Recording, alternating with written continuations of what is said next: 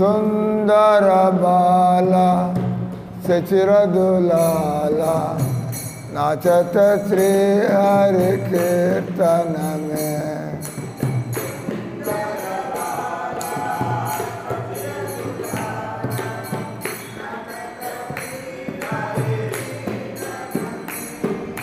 बाल चंदन तिलक मनोहर अलका सब कपलन में।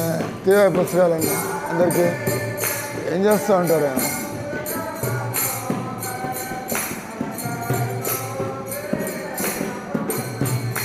పేజ్ నెంబర్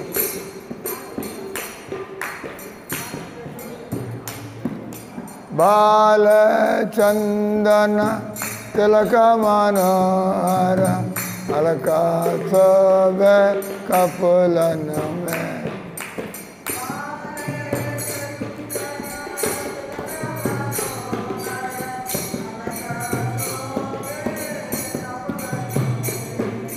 सिर चूड़ा दर से बाल वन फूल माला ये पर डोले।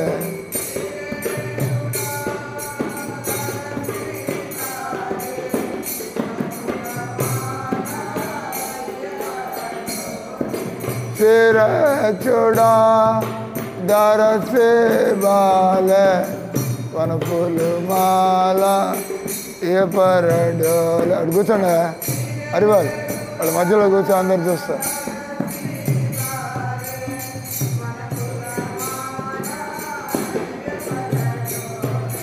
पैरन पेता पीताम्बर सब नुपुर ऋण जन चरण में।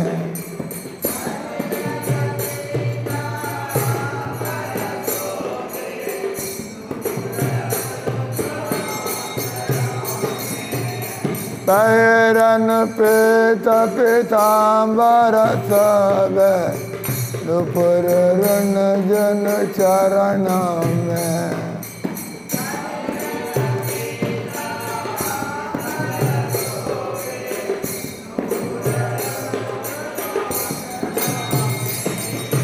राधा कृष्ण एक तन है निज बन माज वंश बजाया।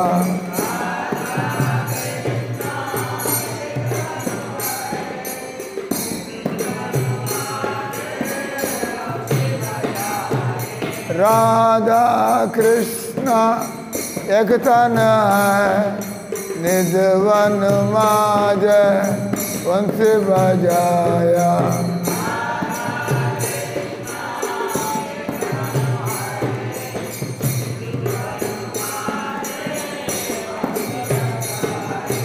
विश्वरूप के प्रभु जी साहे आवत प्रकट नदिया में।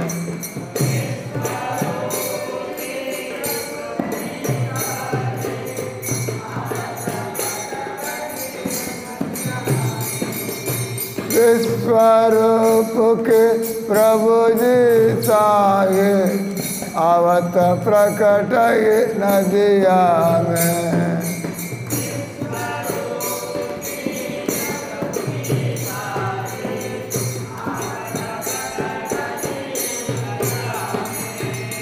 कोई गायत राधा कृष्ण नामा कोई गायत हरि गुण गाना।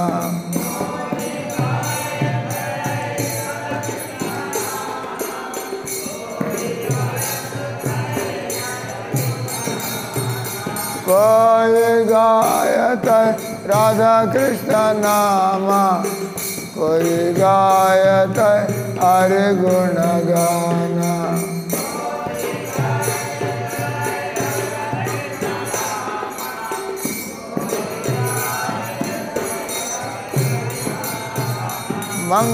मंगलताना मृदंग रसाला बाजत है कोई रंगन में।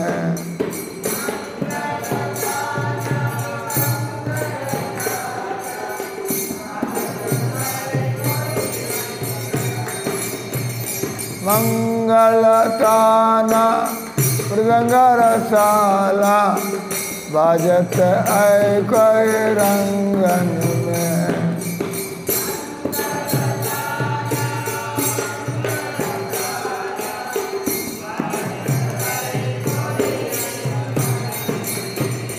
सुंदर बाला चचिर दुलाला नाचत श्री हरि कीर्तन में।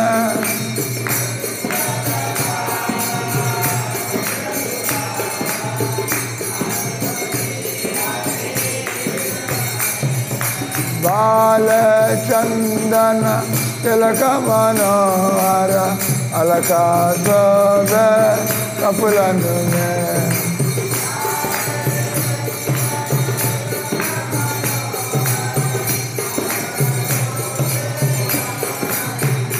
जय गौरानिताय गौरानिताय गौरानिताय गौरानिताय।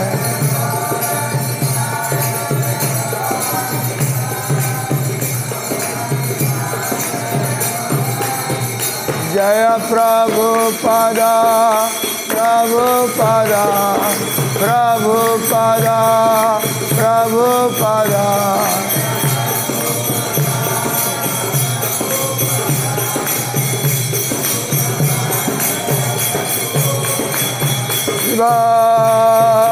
हरे बाल हरे बाल हरे बाल।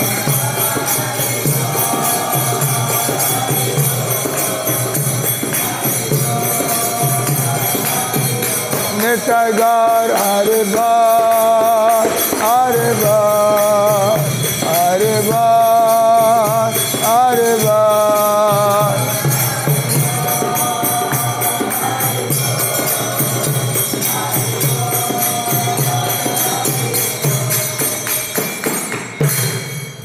कलियुग धर्म हरिनाम संकीर्तन की युग अवतारी गौरंग महाप्रभु की जगत गुरु श्रील प्रभुपाद महाराज की जगन्नाथ बलदेव सुभद्रा महारानी की श्रीमद् भगवद गीता की जगन्नाथ चंदन यात्रा महोत्सव की नीताय गौर प्रेमानंद। ఇక్కడ అడ్డంగా కూర్చో జనాలు ఇటు మధ్యలోంచి పోకుండా నీ మొహం కూడా దానిలో వస్తుంది. ఇక్కడ కూర్చో అడ్డంగా కూర్చో బస్ బస్ దీనికి అడ్డంగా వస్తాయని. ఓం అజ్ఞానతిమిరాంధస్య జ్ఞానాంజన శలాకయ చక్షుర్ ఉన్మిళితం ఏన తస్మై శ్రీ గురవే నమః. శ్రీ చైతన్య మనోభీష్టం స్థాపితం ఏన భూతలే. ఈ రెండు ఫ్యాన్లు ఆఫ్ చేయండి. స్వయం రూప కథామయం దదాతి స్వపదాంతక. అందరి చేతులు ఎత్తానండి.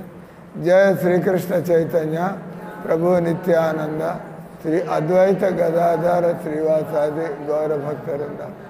హరే కృష్ణ కృష్ణ కృష్ణ హరే హరే హరే రామ రామ రామ హరే. మనం అంతా కూడా ఈ సంసారంలో జన్మ ఎత్తటం, ఈ సంసారంలో సుఖపడడానికి నానా అగసాట్లు పడ్డాం. మనం వెతుకులాట, బతుకంతా వెతుకులాట. మనం సుఖపడడానికి ఎన్నో పరిస్థితులు ఏర్పాటు చేసుకుని మనం సుఖంగా ఉండాలని ప్రయత్నం చేస్తాం. దాన్ని మనం స్వార్థం అంటాం కదా. మన సుఖం కోసం మనం పరిస్థితులన్నీ, మనుషుల్ని, పరిస్థితుల్ని, వాళ్ళందరినీ మనం మ్యానిపులేట్ చేయడం, నాకు కావాల్సిన విధంగా అవన్నీ చేసినా కూడా మనకి భంగపాట కలుగుతూ ఉంటుంది. ఎందుకంటే మనం ఆ విధంగా మనకి మనం సేవ చేసుకోవడం వల్ల మనం సుఖపడడం వీలు కాదు. ప్రభుపాద భాగవతం శ్లోకాన్ని చెబుతూ మీరు ఏ గులాబ్ జామునో మీరు ఏ దూద్ పేడానో తీసుకుంటారు. దాని ఆనందాన్ని పొందాలంటే దాన్ని పొట్టలోకి పంపించాలి కదా. అది తింటుంటే నాలుక మీద సుఖం, కడుపులోకి పోతే కడుపు నిండిన సుఖం, ఆ తర్వాత ఒంట్లో సత్తువు రావడం, ఇవన్నీ జరుగుతాయి.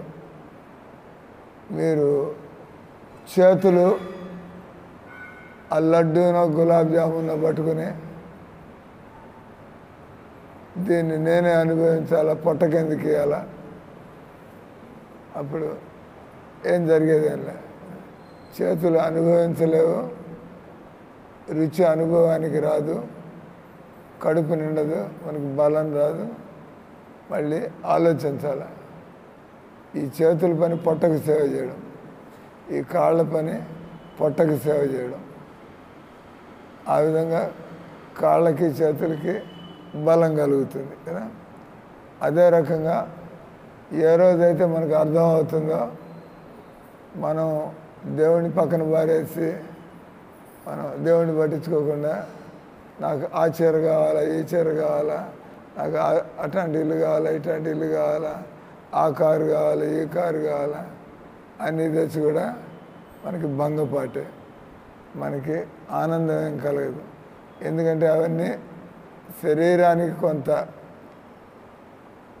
ఉపయోగపడతాయేమో అని, ఆత్మకి అవి ఎందుకు పనికిరావు కదా. మనం ఆత్మలమైనప్పుడు మనకి ఆధ్యాత్మిక ఆనందం కావాలి. చీర కట్టుకుంటే ఆత్మకి ఆనందం కలుగుతుంది. అందుకే మీరు ఏ చీర కట్టుకోవడం, గుడ్లు వేసుకోవడం 2 నిమిషాలు, ఆ తర్వాత దాని మీద ఏదో దాగుబడింది లేదా పాడైంది, అదే చీర మిమ్మల్ని ఏడిపిస్తుంది. అరే 4,000 రూపాయల చీర అది ఫిట్ అయిపోయింది అని చెప్పి, అంతే కదా. మనకంటే ఇంకోటి కూడా అంతకంటే గట్టి చీర కట్టుకొస్తాడు, ఇంకోళ్ళు కట్టుకొస్తాయి. బస్ ఇది 3,000, ఇది 4,000, ఆ కట్టుకుని చీర 50,000, మళ్ళీ ఏడవడం ప్రారంభమైంది. మనకు అలాంటి చీర కొనుక్కునే తాహత మనకు లేదే. పోనీ 50,000 రూపాయలు చీర ఆమె సుఖంగా ఉందంటే ఆమెకి ఏం లేదు. డబ్బుల ప్రదర్శన తప్పితే, ఆర్భాటం తప్పితే మనకి ఆనందానికి సంబంధించిన అనుభవం ఏం కలగదు. అది కేవలం ఈర్ష్య ద్వేషాలకి, అహంకారానికి, అంతే కదా. అందరూ కొనుక్కోలేరు కదా 50 రూపాయల చీర. కానీ మిమ్మల్ని చూసి ఎవరు సంతోషపడేవాళ్ళు అందరూ ఈర్ష్యపడతారు. మీకు పొగరు వస్తుంది, నేను నా మొగుడు కాబట్టి నాకు ఇట్లాంటి చీర గురించి నథింగ్ హ్యాపెన్స్. అంతా మైండ్ అంతా కూడా డిస్టర్బ్డ్గానే ఉంటుంది. చీర కట్టుకోవడం మాత్రం అయింది, కానీ మనసులో అంతా ఖాళీ కదా. నిజంగా ఆనందంగా ఉండాలి. ఎప్పుడు ఆర్పిడి మాతాది శుద్ధంగా ఒళ్ళు మరిచి శుద్ధంగా కీర్తన చేసుకుంది, అంతే కదా. ప్రశాంతంగా దేవుడితో ఆమెకుండే సంబంధం అనుభవానికి వస్తుంది ఆనందంగా. ఎవరికి నచ్చినా నచ్చకపోయినా, అదే ఆ వార్తను కొంతమంది నచ్చకపోవచ్చు, కానీ భగవంతుడు చూసేది ఎవరు ప్రేమతో పాడుతున్నారో, భగవంతుడు అంగీకరించినట్లయితే ఆయన నామాలను అంటూ ఉంటే మన హృదయం ఆనందంతో నిండుతుంది. ఎంతసేపు అయినా కూడా మనం పాడగలుగుతాం. కాబట్టి మానవ జీవితంలో మనం దేవుడితో ఉండే సంబంధాన్ని వెతుక్కోవాలి. భగవద్గీతలో విషయం అదే. భగవద్గీతలో భగవంతుడు నువ్వు నా పూజ చేసినట్లయితే నీకు వ్యాపారంలో కలిసి వస్తుంది, నువ్వు నా పూజలు చేసినట్టయితే నీకు బాగా పదవులు వస్తాయి. భగవద్గీతలో ఎక్కడ ఇట్లాంటి రాయరా. భగవంతుడు ఇవన్నీ నీకు భంగపాటే కలిగిస్తాయి. నువ్వు కేవలం నా దగ్గరికి వ్యాపారం కోసం రామాక, నువ్వు నాతోనే సంబంధం కోసం. నేను ఇందాక ఒక పుస్తకం చదువుతున్న రూమ్లో ప్రభుపాద 1972లో రత్నమ్మ వినపడిపోతే కుర్చీ దగ్గరికి తెచ్చుకో, చెవులు బాగానే ఉన్నాయా, 80 ఏళ్ళు దాటినా కూడా దేవుడి దయ. మామూలుగా 80 ఏళ్ళు వస్తే వినికిడి తగ్గిపోతుంది, కీళ్ళు పనిచేయడం ఆగిపోతాయి, కనపడడం కూడా తగ్గిపోతుంది. కానీ దేవుడి దయ ఉంటే దాన్ని ఇంద్రియ పట్టుతో అంటారు. దేవుడి దయ ఉందంటే మనకి 50 ఏళ్ళు అయినా కూడా బాగా తినదరుగుతూ ఉంటుంది, మనకి చక్కగా కనపడుతూ ఉంటుంది, వినపడుతూ ఉంటుంది. ఆ తులసమ్మ కూడా అంతే, ఆయనకి 90 ఏళ్ళు వస్తున్నాయి, వినపడుతుందా తులసమ్మ? నిద్రపోతుంది. తులసమ్మ వినపడుతుందా? బాగానే వినపడుతుంది. పూలు కొట్టేప్పుడు అన్ని మాటలు మాట్లాడుతూ ఉంటాం. మామూలుగా మనకి 60 ఏళ్ళు దాటిన తర్వాత వెలుగు ఈ శరీరం మూలపడడం ప్రారంభమవుతుంది. భగవంతుడి దయ వల్ల ఇంకా కొద్దిగా ఇంకా 10 ఏళ్ళు 20 ఏళ్ళు కూడా ఇంకా శరీరం పనిచేయచ్చు. ఈ ప్రభుపాద ఈయన 80 ఏళ్ళు కూడా 80 ఏళ్ళప్పుడు కూడా రాత్రి 12 గంటలకు వచ్చి కచోరీ పూరి హల్వా తినేవాడు ఆయన. ఫ్లైట్లోంచి దిగిరాగానే వేడివేడిగా పూరీలు హల్వా కచోరీ. ఎట్లా అజ్జీర్ణం అవుతుంది 80 ఏళ్ళ మనిషికి రాత్రి 11 గంటలకి? బస్ దేవుడి దయ ఉంటే, దేవుడి దయ ఉంటే. ఎందుకంటే ఆయన ఎప్పుడు కూడా భగవద్భక్తితోనే, ఎప్పుడు బయట దేని తినేవాడు కాదు. చిన్నప్పటి నుంచి ఎప్పుడు ఆయనకి టీ అంటే ఏందో తెలీదు, కాఫీ అంటే ఏందో తెలీదు, ఆయనకి సినిమా అంటే ఏందో తెలీదు. ఈ రకంగా ఆయన బతికాడు. కాబట్టి ఆయన ఒక ఆధ్యాత్మిక శరీరం. ఆధ్యాత్మిక శరీరం అంటే పాపం లేనటువంటి జీవితం, ఎలాంటి వేలు చూపించడానికి అవకాశం లేకుండా ఆయన బతికాడు. అందుకే ఆయన్ని అందరూ నమ్మారు. ఆయన ఎక్కడికి పోయిన మామూలుగా నేనంటే మీకు నమ్మకం కలగాలంటే నాతో పాటు 10 ఏళ్ళు 15 ఏళ్ళు తిరుగుతూ ఈ స్వామి మంచిగా అంటే మొదట్లో కలుసుకోగానే మనకి ప్రవచనాలు అందరూ ఇస్తూనే ఉంటారు. కానీ నిజంగా ఎలాంటి మనిషి, మన దగ్గరలో ఉండి చూస్తూ ఉండి తిరుగుతూ ఉంటే మెల్లమెల్లగా మనలో ఒక నమ్మకం కలుగుతుంది, మనలో శ్రద్ధ కలుగుతుంది. మనం అప్పుడు వీళ్ళ దగ్గర ఎంత వినయంగా ఉంటే మనం కూడా భగవంతుడి యొక్క అనుగ్రహానికి పాత్రలు అవుతాం. ఎందుకంటే వాళ్ళు భగవంతుడి సేవలో పూర్తిగా మునిగి ఉన్నారు. మనం భక్తులకి సేవ చేస్తుంటే భగవంతుడి దృష్టి మన మీద కూడా పడుతుంది. పాయింట్ వచ్చి మనం చెప్పుకుంటున్నటువంటి మనంతట మనం దేవుడితో సంబంధం లేకుండా మనం సుఖపడగలిగేది లేదు. మనకి దేవుడితో సంబంధం ఉంటే మనకి దరిద్రం అనిపించదు, మనకి రోగం అనిపించదు. అంటే అంత మనసు మీద ఆధారపడి ఉంటుంది. మీ మనసు ఆనందంగా ఉంటే మీకు రోగం కూడా అనిపించదు. మీ మనసు ఆనందంగా ఉంటే మీరు అంత చింతాకుల రసం తయారు చేసుకుని అంత కొద్దిగా అన్నం వండుకొని రసం చారు అన్నం తింటే తృప్తిగా నేను భగవంతుడికి నైవేద్యం పెట్టాం కాబట్టి. అటు ఇక్కడ రకరకాల తిండ్లు తింటే సుఖపడతాం గ్యారంటీ ఏం లేదు. కానీ మనం చక్కగా ఎప్పుడు దేవుణ్ణి మర్చిపోకుండా ఉండగలిగితే మన జీవితంలో చేసేవాళ్ళకి తెలుస్తుంది, అంతే కదా. అంటే తినేవాడికి రుచి తెలుస్తుంది. నేను తింటాను మీరు చూస్తూ ఉంటే మీకేం తెలుస్తుంది? తినడం వల్ల నాకు ఏం ఆనందం కలుగుతుందో చూసేవాడికి ఏం తెలుస్తుంది? మీరు కూడా తింటే మీకు తెలుస్తుంది.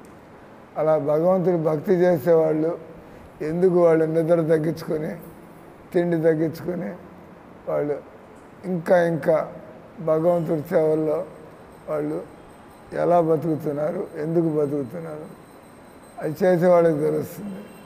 వాళ్ళు చెబుతున్నాడు విని మీరు నమ్మగలిగితే మీరు కూడా. ఎందుకంటే భాగవత ధర్మం అది విజ్ఞానంతో కూడినటువంటిది. ఇదేమి నేను సాయిబాబా భక్తుడిని సార్, నేను అయ్యప్ప స్వామి భక్తుడిని సార్, ఇంతమంది దేవుళ్ళు ఏం లేరు. ప్రతి మనిషి కూడా అతడు కృష్ణుడిని స్వీకరించాల్సి ఉంటుంది. మనం ఎప్పుడు జ్ఞానాన్ని పొందలేదు, మనం ఎప్పుడు ప్రశ్నలు అడగలేదు, మనకి చిన్నప్పటి నుంచి తప్పుడు మార్గం అలవాటు అయిపోయింది, దాన్ని వదలదలుచుకోలేము. అనుభవం కలగకపోయినా కూడా మనం దాన్ని వదలదలుచుకోలేము. దాని మీద మనం దారి తప్పిపోయాం. అనుభవం ఏం కలగటంలా, మన అలవాట్లు మారటం లేదు, మనకు అనుభవం ఏం కలగటం లేదు, మనలో ఆ ఉత్సాహం పెరగటం లేదు. భక్తి చేస్తుంటే వయసుతో సంబంధం లేకుండా మనలో ఉత్సాహం, ఎందుకంటే ఆనందంగా ఉంటే ఉత్సాహం పెరుగుతుంది. అంటే చేస్తుంటే బాగుంది, ఇంకా చేయాలా ఇంకా చేయాలా, దాన్ని ఉత్సాహం అంటారు. ఈ రకంగా ఒక జీవుడికి మిగతా జీవులన్నీ కూడా మనం కూడా ఈ జన్మలో మనం భగవద్గీత నుంచి దేవుడు ఎవరో తెలుసుకోకపోతే, ఈ జన్మలో మనం కృష్ణుడికి సేవ చేయకపోతే వచ్చే జన్మ మీకు మళ్ళీ మానవ జన్మ ఎలా దొరుకుతుంది? ఎందుకు ఇవ్వాలి అంటే, నేను నీకు 10,000 రూపాయలు ఇస్తా, దాన్ని పోగొట్టుకుని మళ్ళీ దరిద్రుడిలాగా వస్తారు, డబ్బులు పోయేస్తే డబ్బులు జాగ్రత్త చూసి రాకపోతే ఎందుకు ఇవ్వాలి ఇక్కడ అంటారు కదా, అంటారా లేదా? 10,000 రూపాయలని చిన్న అమౌంట్ అయ్యింది, పోయాయి సార్, అనుభవించు. లేదా సార్ దాన్ని నేను క్లబ్ డ్యాన్స్ చూడడానికి పోయి తాగేసి అంత అయిపోయింది సార్, దానికోసం ఇస్తారా నువ్వు డబ్బులు? ఏదైనా డబ్బులు ఇస్తే అది తిని అది ఆరోగ్యంగా ఉండి పని చేసుకుంటా అని ఇస్తారు. అంతేగాని మనకు ఉండేటువంటి తప్పుడు అలవాటు వల్ల ఇచ్చిన డబ్బులు శుద్ధంగా ఒక రాత్రి క్లబ్లోకి పోయి అక్కడ ఆ క్లబ్ డ్యాన్స్ చేసి తాగేసి ఖర్చు అయిపోయి పడుతుంది, మళ్ళీ బదాలు అడుక్కోవడానికి, బొచ్చి పట్టుకుని అడుక్కోవడానికి.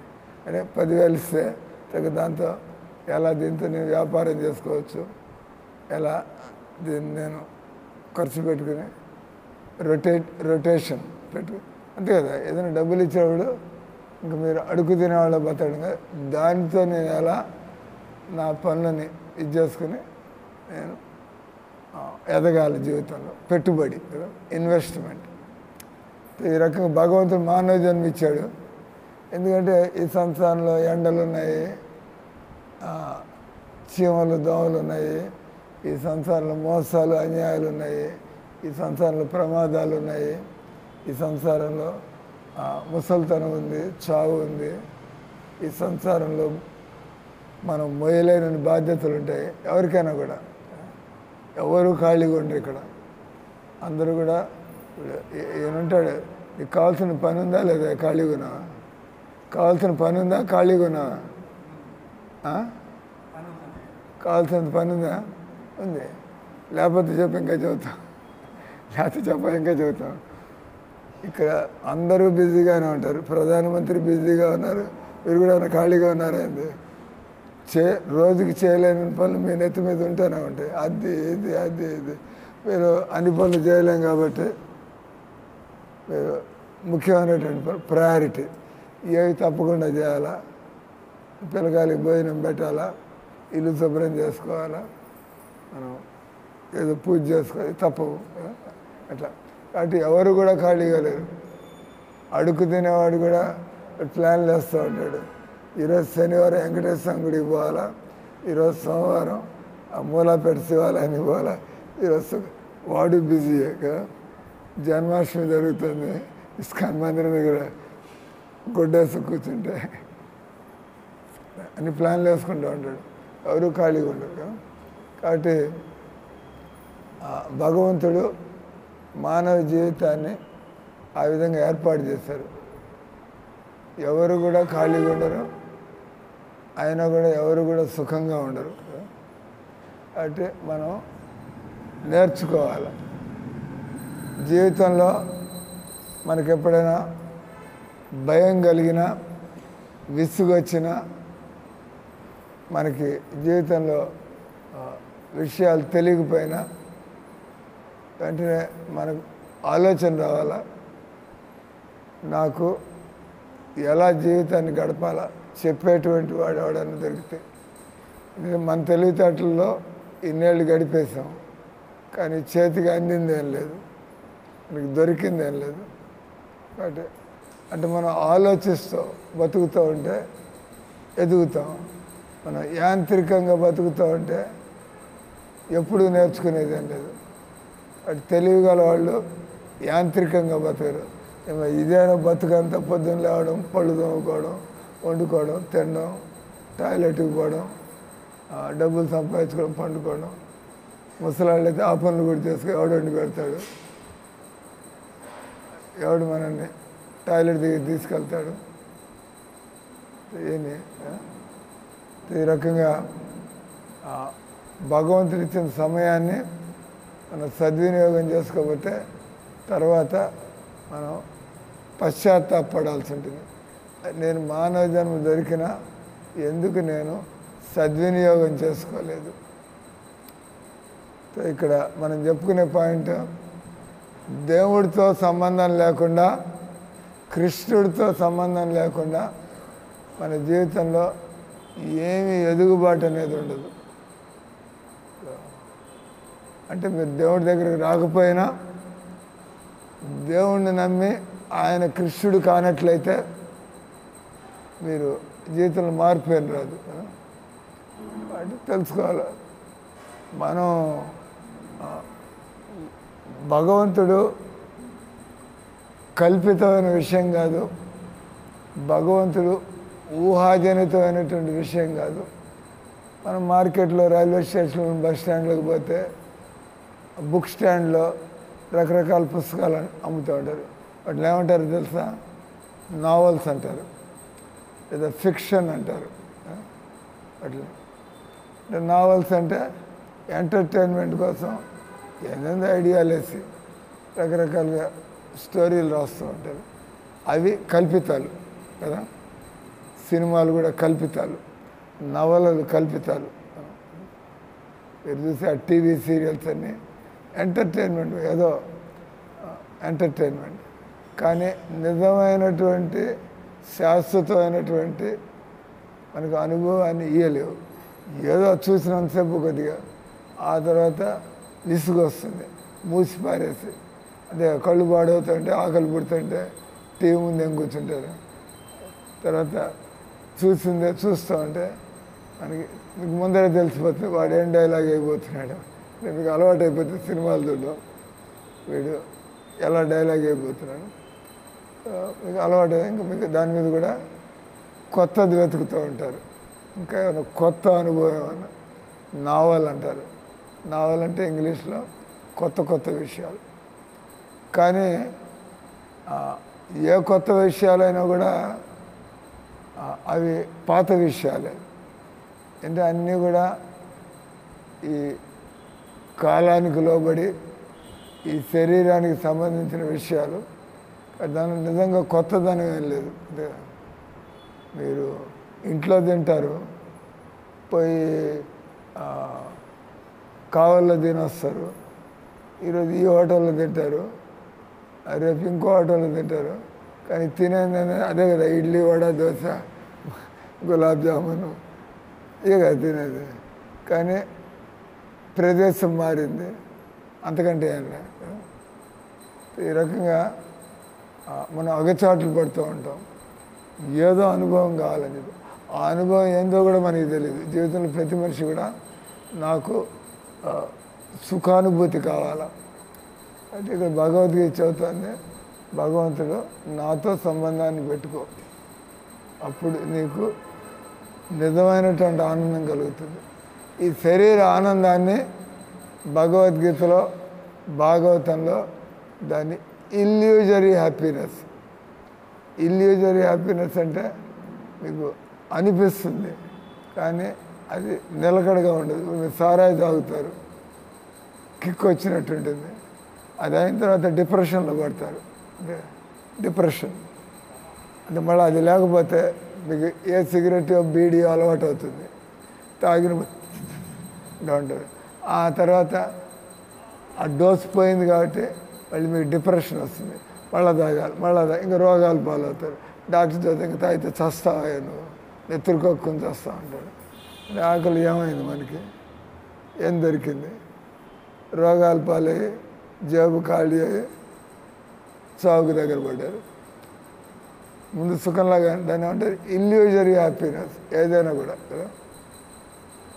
ఇప్పుడు ఈ ఆడవాళ్ళతో సుఖం కూడా అనిపిస్తుంది, దానిలో పాల్గొంటారు. ఆ తర్వాత ఏం మిగిలింది? మళ్ళీ ఇంకా చీపురు పట్టుకో, వంటింట్లోకి పో, ఆ తర్వాత నువ్వు దుకాణాలకు డబ్బులు తీస్తే అయిపోయింది. మొదట్లో మనం అనుకుంటాం, ఆ తర్వాత పని పని పని కదా. కాబట్టి జీవితంలో శరీర అవసరాల కోసం బాధ్యతను చూసుకుంటూ మనిషి భగవద్గీతని తెలుసుకొని దాన్ని ఆచరణలోకి రావాలి. కాబట్టి ఈ చందన యాత్ర ఇవన్నీ మనం మాట్లాడుతున్నాం. చందన యాత్ర అంటే మనం ఏ విధంగా భగవంతుడికి సేవ చేయాలి.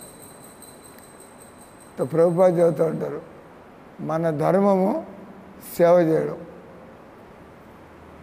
మామూలు వ్యక్తులు వాళ్ళను వాడుకుని వీళ్ళని వాడుకుని అంతే కదా. ప్రపంచంలో నువ్వు నన్ను వాడుకోవాలని చూస్తున్నావు, నేను నిన్ను వాడుకోవాలని చూస్తున్నావు. దీన్ని ఎక్స్‌ప్లాయిటేషన్ అంటారు.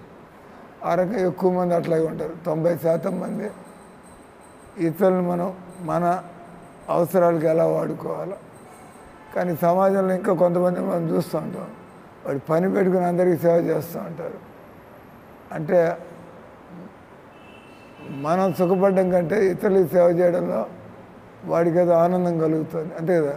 వాడు తిండి లేక రోడ్డు పక్కన పడున్నాడు, వాడికి తిండి పెడితే మీరు తినలా, ఇంకోటికి తిండి పెట్టారు, కానీ వాడి మొహంలో ఉండేటువంటి సంతోషం చూసి మీకు సంతోషం కలుగుతుంది. అంటే నిజమే, మామూలు ఎదగనటువంటి వ్యక్తులు ఎంతవరకు నా తృప్తి నా తృప్తి నా తృప్తి అని వాళ్ళు ఎత్తుకులాట్లో ఉంటారు. ఎదిగినట్టు మనుషులు ఈ విధంగా మనకి సుఖం దొరికే అవకాశం లేదు. ఎవరైతే పాపం బాధల్లో ఉన్నారో, ఇబ్బందుల్లో ఉన్నారో, మనకంటే ఎవరికైతే తక్కువ ఉందో అటువంటి కల్లా అది సహాయం చేస్తే. అందుకే ఈ స్కూళ్ళు కట్టడాలు, హాస్పిటల్ పెట్టడాలు, అన్నదానాలు చేయాలి. ఎందుకు చేస్తున్నారు వాళ్ళు? వాడు తినలేడు, మీరు పెద్ద సేటు, మీరు బాగా డబ్బు ఉన్నాయన, అందుకే మీరు ఎక్కువ తినగలరా అయింది. మీరు అనుకుంటారు 10 మందికి పంచి పెడితే వాళ్ళందరూ సంతోషపడితే నాకు గుర్తింపు, లేదా నా డబ్బుని నేను చక్కగా 10 మందికి ఉంది దానిలో కదా. మనం అనుభవించడం కంటే 10 మందికి పంచిపెట్టి తినడంలో మనకి అదొక స్పెషల్ అనుభవం. దానికంటే కూడా ఎక్కువ ఎప్పుడైతే మనం ఇతరులకు భగవంతుడిని గుర్తు చేస్తామో, లేదా మనం భగవంతుడిని సంతోషపెట్టడానికి ప్రయత్నం చేస్తాం, దానివల్ల మనకి ఎక్కువ ఆనందం కలుగుతుంది. ఇతరులకు భగవంతుని పరిచయం చేయడం వల్ల వాళ్ళు కూడా ఈ బీడీ అలవాట్లు, సారాయి అలవాట్లు, మాంసం, సినిమా పిచ్చి వీటిని బయటకు వచ్చి వాళ్ళు చక్కగా వాళ్ళు కూడా ఆ భగవంతుడి భక్తిలో భగవంతుడి పాటలు పాడుకుంటూ ప్రశాంతమైన జీవితం. మీరు భగవంతుడు ఎవరిని కలబెట్టక్కర్లేదు కదా. మీరు భగవంతుడి సేవ చేయాలంటే ఎవరిని ఇబ్బంది పెట్టక్కర్లేదు. మీరు భగవంతుని సంతోషపెట్టాలంటే ఆయన నామాన్ని మనం ఉచ్చారణ చేయాలా. మనం బాగుపడతాము. మనం బాగుపడితే వెంటనే ఆత్మ మేల్కొంటే మనకి భజనలో ఎందుకు ఆనందం దొరకటం లేదంటే అది ఇంకా ఆత్మ దాకా పోలేదు. ప్రస్తుతం మన మనస్సు శుద్ధపడుతుంది. మనం ఇప్పుడు చేసే భజనలన్నీ కూడా మన మనస్సుని శుద్ధం చేస్తున్నాయి. మనకుండే కామము, క్రోధము, ఈర్ష ఇవన్నీ తగ్గిపోతూ ఉంటాయి. అవన్నీ పోగానే మనకి ఆత్మ అనుభూతి కలుగుతుంది. అప్పుడు భజన చేస్తుంటే శుద్ధమైనటువంటి ఆనందం. అంటే మన మందిరాల్లో ఇట్లా మనం ఈ శుష్కమైన ధ్యానాలు ఇవన్నీ మనం చేయము. వైష్ణవ సంప్రదాయంలో భగవద్గీత పద్ధతిలో నాన్ సెన్స్ ఇక్కడ కూర్చో అడ్డం కూర్చో ఎన్నిసార్లు చెప్పాను అటు పోతూ ఉంటారు జనాలు. సో మనకి భగవద్గీతలో ఎక్కడ కూడా నువ్వు కూర్చుని ధ్యానం చేసుకో, తపస్సు చేసుకో. భగవంతుడు భగవద్గీతలో ఎదురండి, నా భక్తుడో కమ్ము మన్మనాభవ మద్భక్తో, నా చింతన చేసి నీకుండే వికారాలు వాసనలు పోగొట్టుకో. మన్మన మనస్సు నా మీద పెట్టుకో. భవ మద్భక్త నా భక్తుడో కమ్ము. మనం ఎవడెవరికి నేను గవర్నమెంట్ సర్వెంట్ సార్, నేను ప్రైవేట్ సర్వెంట్ సార్, నేను అక్కడ పని చేస్తున్నా ఇక్కడ పని చేస్తున్నా, పని చేయక తప్పటం లేదు. దేవుడి కోసం ఎందుకు పని చేయవు? వాడు ఇచ్చిన డబ్బులు దేవుడు ఈలేడా ఏంది? వాడు డబ్బులు ఇవ్వచ్చు కానీ ఆనందాన్ని ఈలేడు. కానీ దేవుడి దగ్గరికి వస్తే మనకి డబ్బులు వస్తాయి, ఆనందం వస్తుంది. అంటే దేవుడికి చేసిన సేవ ఎప్పుడు వృధా అయ్యే అవకాశం లేదు. మీకు తెలుసో తెలీదో ముందు అసలు మన కృష్ణుడు అంటే నమ్మకం ఉందా? ఇది నమ్మకం లేకపోయినా కృష్ణుడికి తెలుసో తెలియక సేవ చేశారంటే అది వృధాగా పోదు. మీరు కృష్ణుడికి చేయలేదు, దేవుడి పేరు మీద ఆ సాయిబాబా పూజలు చేసి, అయ్యప్ప స్వామి పూజ, వెంకయ్య స్వామి పూజలు చేసి, అది మనకి గత జన్మలకి రాబోయే జన్మకి ఎందుకు ఉపయోగపడదు. ఏదో మనం మభ్యపెట్టుకోవడం తప్పితే ఇది ఎక్కడ రాస్తుంది ఈ పూజలు చేయడం అని. భగవంతుడు ఖండిస్తున్నాడు భగవద్గీతలో. భగవంతుడు కామయస్థాయ హృతజ్ఞాన ప్రపద్యంతే అన్న దేవత, ఎవరికైతే కోరికలతో బుద్ధి పుచ్చిపోయిందో అటువంటి వాడు ఈ నానా రకాల దేవతలు వెనకాల. కామయస్థాయ హృతజ్ఞాన, దొంగిలింపబడి అంటే బుద్ధి పోయింది. నీకు బుద్ధి పోయినటువంటి వాళ్ళు చిల్లర మల్లర దేవతలు వెనకాల పడుతూ ఉంటారు. వాళ్ళు ఇచ్చేది చాలా తాత్కాలికమైనటువంటిది, చాలా అల్పమైనటువంటిది. దేవతలు ఇచ్చేటువంటిది ఈ జన్మతోనే ముగిసిపోతుంది. దేవతలు ఇచ్చేటువంటిది చాలా అల్పంగా ఉంటుంది. మీకు అందమైన భార్యని ఇవ్వచ్చు కానీ ఎంతకాలం, తాత్కాలికం, క్షణికమైన. అందుకని భగవంతుడు అన్నాడు, బుద్ధి లేనటువంటి వాళ్ళు దేవతలను పూజిస్తూ ఉంటారు. ఎవడైతే చాలా బుద్ధిమంతుడో అటువంటి వ్యక్తి కృష్ణుడు దేవుడు కాబట్టి మునిగినా తేలినా నేను కృష్ణుడి సేవల్లోనే ఎక్కడికి నన్ను తీసుకుపోతుందో చూస్తాను. Let me find out. ఒకసారి కృష్ణుడు దేవుడు అని తెలిస్తే ఇంక దేనికి బెదిరేది లేదు. అరే దేవుడికి ఒక ఆయన అన్నాడు, సార్ నేను హరే కృష్ణ అన్నప్పటి నుంచి ఈ యాక్సిడెంట్ అయిపోయింది, నీకు చేయాలో లేదో అని ఆలోచిస్తున్నా అంటున్నాడు. నువ్వు అసలు చావాల్సిందే బాబు, హరే కృష్ణ బతికి బట్టగట్టావు నువ్వు. కరెక్టే. వాడు ఏమంటున్నాడు, నేను హరే కృష్ణ అంటే యాక్సిడెంట్ కాలు ఇరిగిపోయింది స్వామి, ఇంకా హరే కృష్ణ అనాలో లేదని. నువ్వు హరే కృష్ణ అనకపోతే చచ్చిండేవాడివే నువ్వు. హరే కృష్ణ అన్నాడు కనీసం బతుకున్నావు. అందరూ అనండి, హరే కృష్ణ హరే కృష్ణ కృష్ణ కృష్ణ హరే హరే, హరే రామ హరే రామ రామ రామ హరే హరే. కాబట్టి మానవ జన్మ అంటే పిచ్చి పనులు తగ్గించుకొని, పనికి మనల్ని తగ్గించుకొని, ఎలా సమయాన్ని మనకు ఉండేటువంటి శక్తిని ఆ భగవంతుడి ఆ కృష్ణుడి సేవల్లో పెట్టుకోవాలా. హరే కృష్ణ. నిద్ర లేపండి.